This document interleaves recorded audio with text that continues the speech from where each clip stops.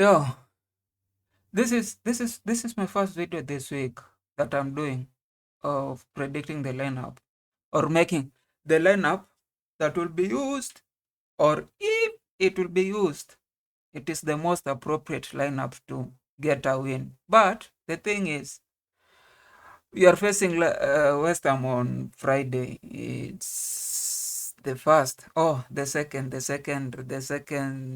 Friday game. The first Friday game was Liverpool versus Bournemouth, with Liverpool won 4-2. Now this is Chelsea and West Ham. Now West Ham, in my 20-year viewership of the Premier League, I've never seen a more obvious candidate for relegation than West Ham. Their coach is Graham Potter.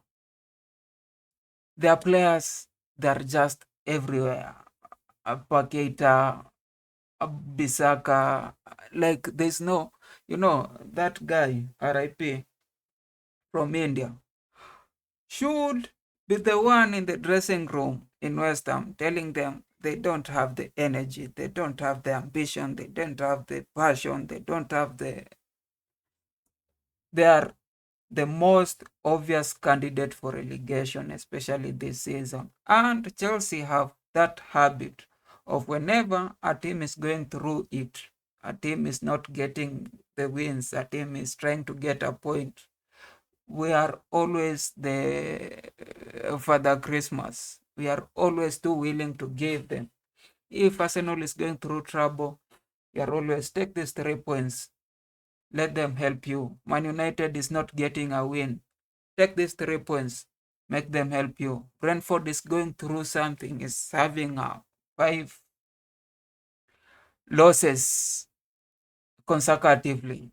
We are there. Take this 1 point. Take this 3 point. And I think West Ham is that team that needs a point, because they're not going to get any points in the near future. So we shouldn't play that way. We shouldn't be that team. We shouldn't be there for them. Like, you know, we are not the therapist. We are not the good friend. We are not the team that is always there for people. We need the 3 points, because we didn't get the 3 points in the first game week. We needed the 3 points in the first game week because we need to win this Premier League. It has been 8 years, 2017, 2018, 2019, 2020, 2021, and it's boring just having Man City and Liverpool winning the Premier League. It's so boring.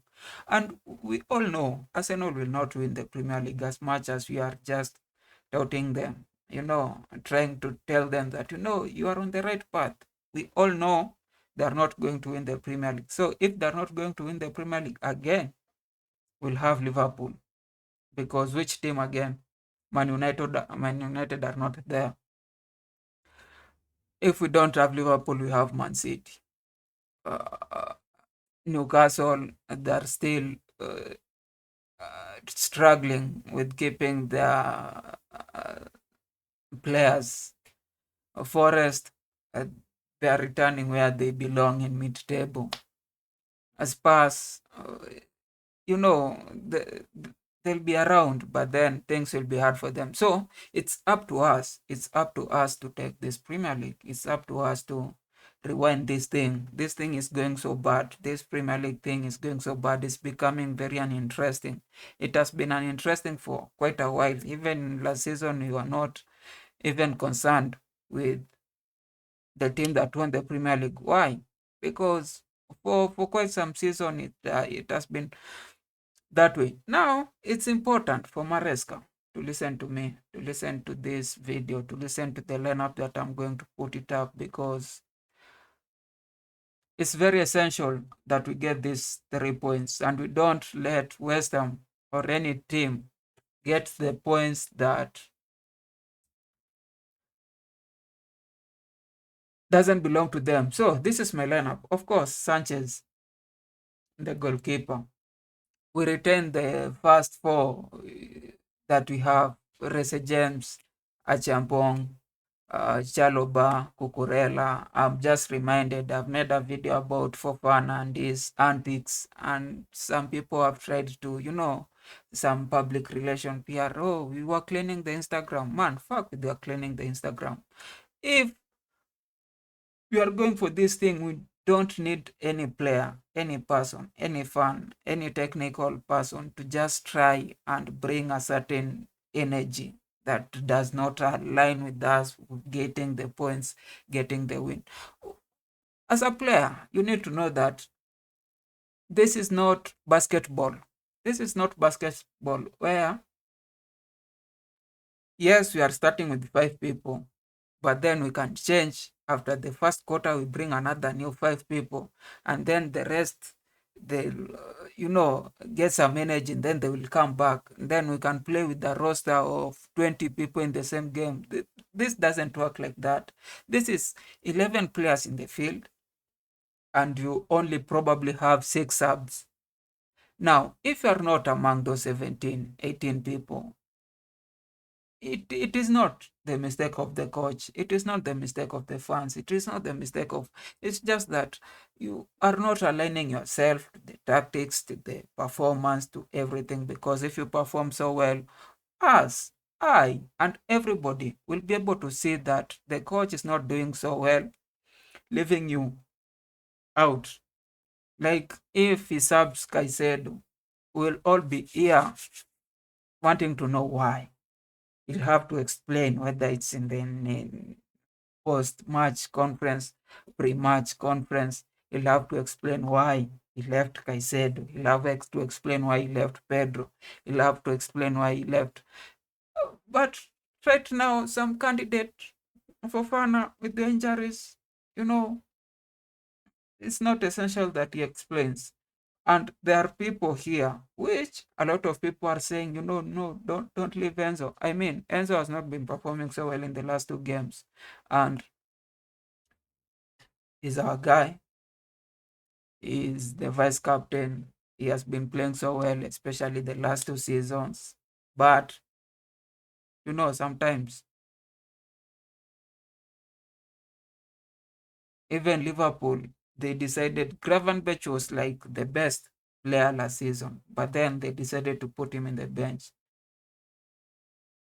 Why don't we do that? Why should we feel that if Santos is playing so well, why must we have Enzo?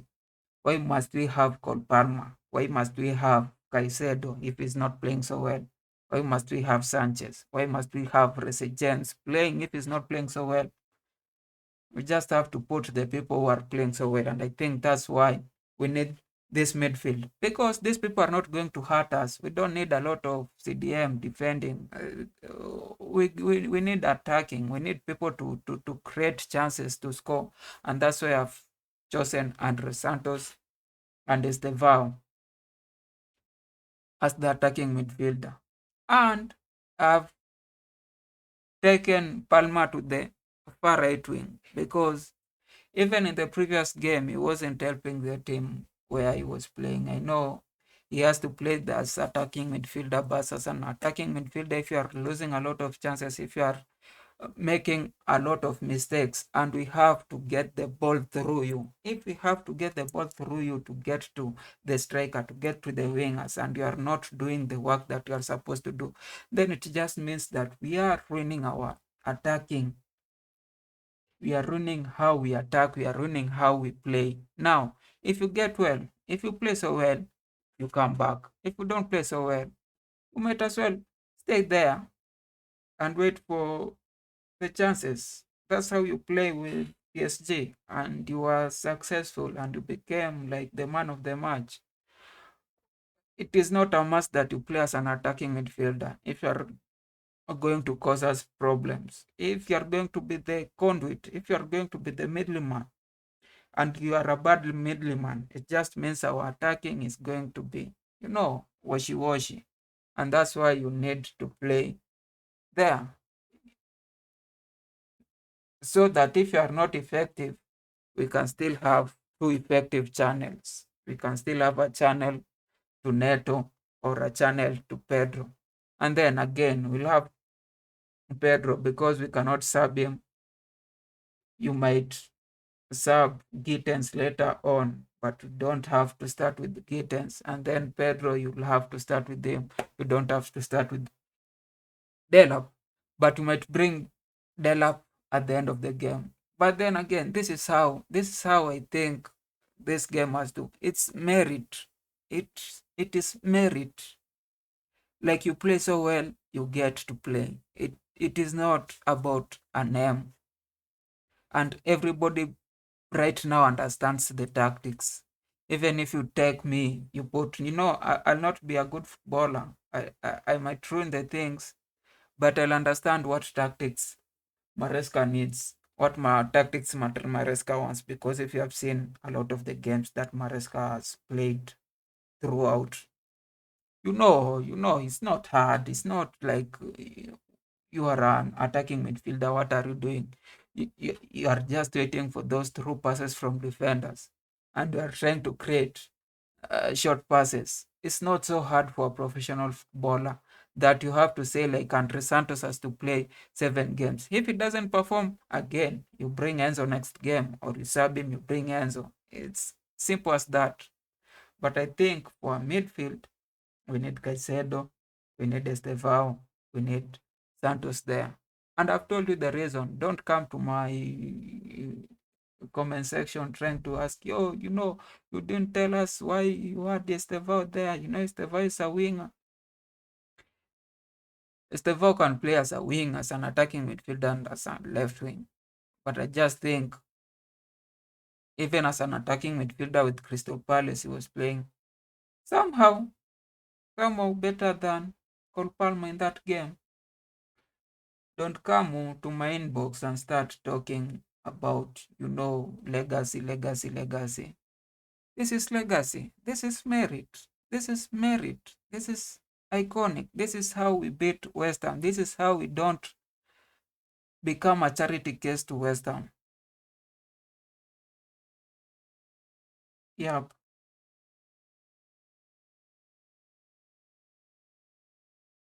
If I wanted to say if, but I'll just say it in the next video. Nice day.